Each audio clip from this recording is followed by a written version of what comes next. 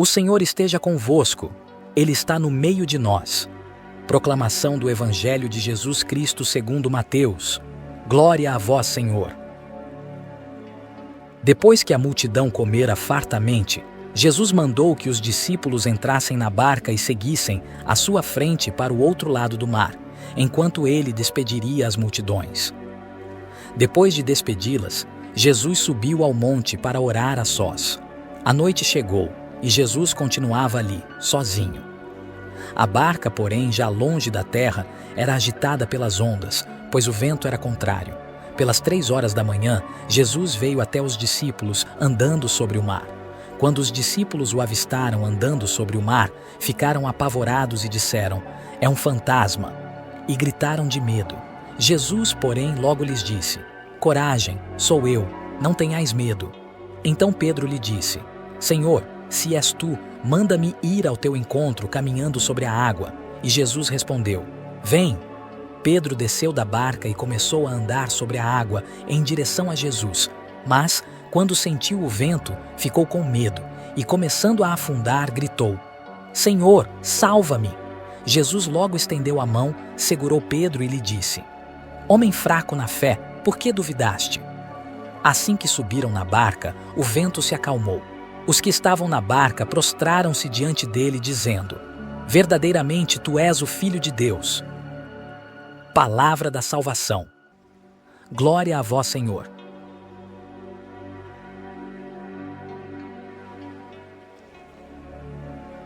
Queridos filhos e filhas, o Evangelho de hoje nos conduz às margens agitadas do Mar da Galileia, onde os discípulos de Jesus enfrentam uma tempestade assustadora. E a vida muitas vezes se assemelha a esse mar turbulento, repleto de desafios que nos fazem sentir perdidos e desamparados. Assim como os discípulos, também nós nos deparamos com situações em que as ondas ameaçam nos engolir, onde a escuridão parece prevalecer sobre a luz. E nesse contexto, as 2 basílicas dedicadas a Pedro e Paulo se destacam como faróis de esperança. Elas simbolizam a unidade e apostolicidade da Igreja, recordando-nos que, mesmo diante das tempestades da vida, temos alicerces sólidos para nos apoiarmos. Essa memória que hoje celebramos nos convida a buscar no exemplo dos apóstolos a perseverança na fé e um zelo apostólico fervoroso. E ao contemplarmos a passagem de Mateus, somos chamados a refletir sobre a figura de Pedro, o apóstolo que ousou dar um passo além da segurança do barco. E Pedro representa a nossa própria condição humana, muitas vezes marcada pela hesitação, mas também pela coragem de buscar o Senhor em meio às dificuldades.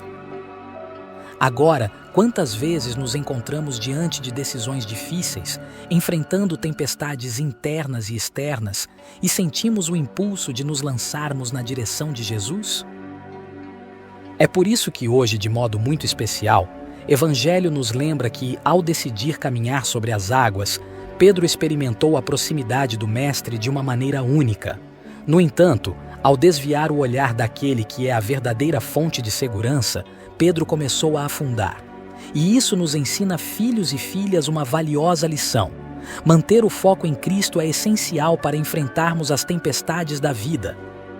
Quando permitimos que as preocupações e medos desviem nossa atenção do Senhor, corremos o risco de nos perder no mar revolto das dificuldades.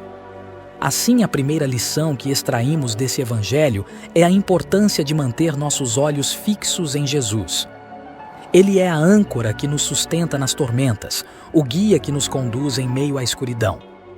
E nas basílicas de Pedro e Paulo, encontramos não apenas estruturas físicas imponentes, mas símbolos vivos da fé que supera as dificuldades. Agora vale ressaltar que a experiência de Pedro também destaca a fragilidade humana.